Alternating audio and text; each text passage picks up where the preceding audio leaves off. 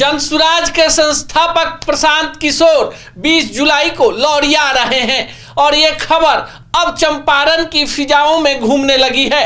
आपको बता दें कि 18 तारीख को मोतिहारी में प्रधानमंत्री नरेंद्र मोदी की रैली है। इसके पहले ही जनसुराज के बड़े चेहरे मनीष कश्यप चंपारण में लैंड कर चुके हैं।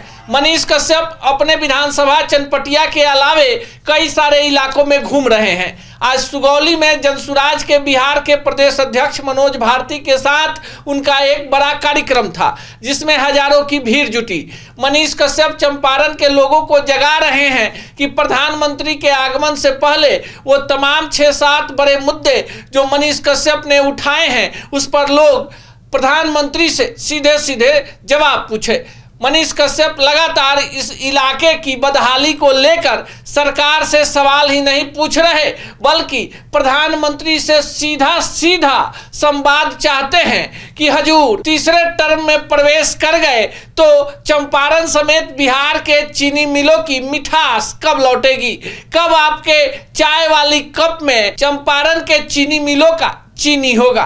लेकिन 20 तारीख का जो कार्यक्रम है लौरिया में प्रशांत किशोर का, अब तक का चंपारण का सबसे बड़ा कार्यक्रम माना जा रहा है। प्रशांत किशोर लगातार भाजपा के प्रदेश अध्यक्ष डॉक्टर दिलीप जायसवाल पर सवाल दाग रहे हैं।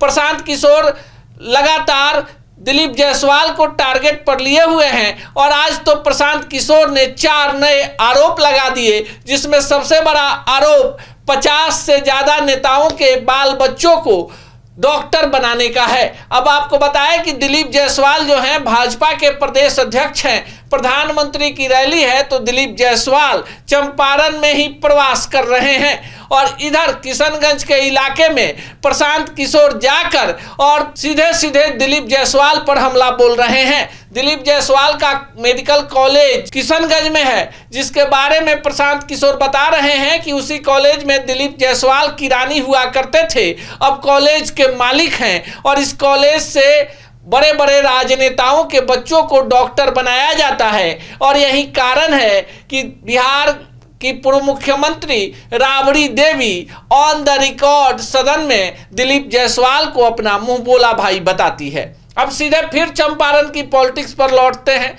चंपारण के उद्योग धंधे, पलायन, बाढ़, केंद्रीय विश्वविद्यालय समेत तमाम मुद्दों को मनीष कश्यप ने जनसुराज के प्लेटफॉर्म से उठा दिया है। मनीष कश्यप के लाखों करोड़ों में चाहने वाले हैं और बिहार में मजदूर, युवा और मिडिल क्लास का वो वर्ग जो सक्रिय राजनीति से दूर है, जिसे लगता है कि जादू की एक छड़ी आएगी और बिहार का विकास हो जाएगा, मनीष कश्यप का सबसे जबरा फैन है। चंपारण में मनीष कश्यप घूम रहे हैं तो भीड़ भी भारी आ रही है।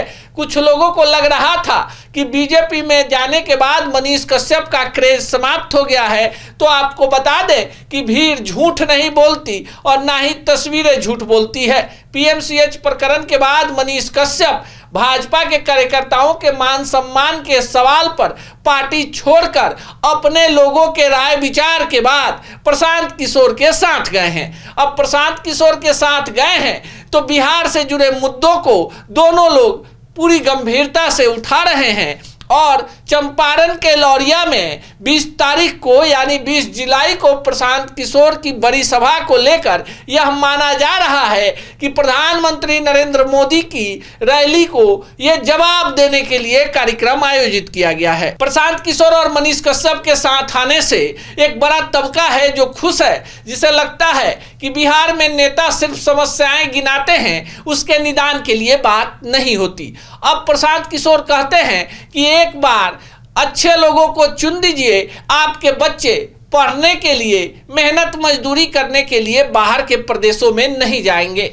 मनीष कश्यप कहते हैं कि मजदूर का बेटा मजदूर होगा और नेता का बेटा नेता, ये कहाँ लिखा हुआ है हजूर। अब मजदूर का बेटा शासन करेगा और जो बिहार की बात करेगा, जो बिहार के विकास की बात करेगा और जो जमीन पर विकास करके दिखाएगा, जनता उसके साथ खड़ी होगी। चंपारण के रन में एक तरफ मनीष कश्यप और प्रशांत किशोर हैं तो दूसरे तरफ एनडीए का कुनबा है। शक्ति प्रदर्शन 18 तारीख को बीजेपी की और 20 जुलाई को प्रशांत किशोर की है। अब यह देखना खास होगा कि चंपारण के पॉलिटिक्स में प्रशांत किशोर की एंट्री, मनीष कश्यप का साथ और मुद्दों को लेकर चल रही तानातानी पर जीत किसकी होती है। पर लोकतंत्र में भीड़ जो होता है उसी के पास होता है जिस पर लोगों को विश्वास होता है। बाकी आप क्या सोचते हैं कमेंट बॉक्स में जरूर बताइएगा।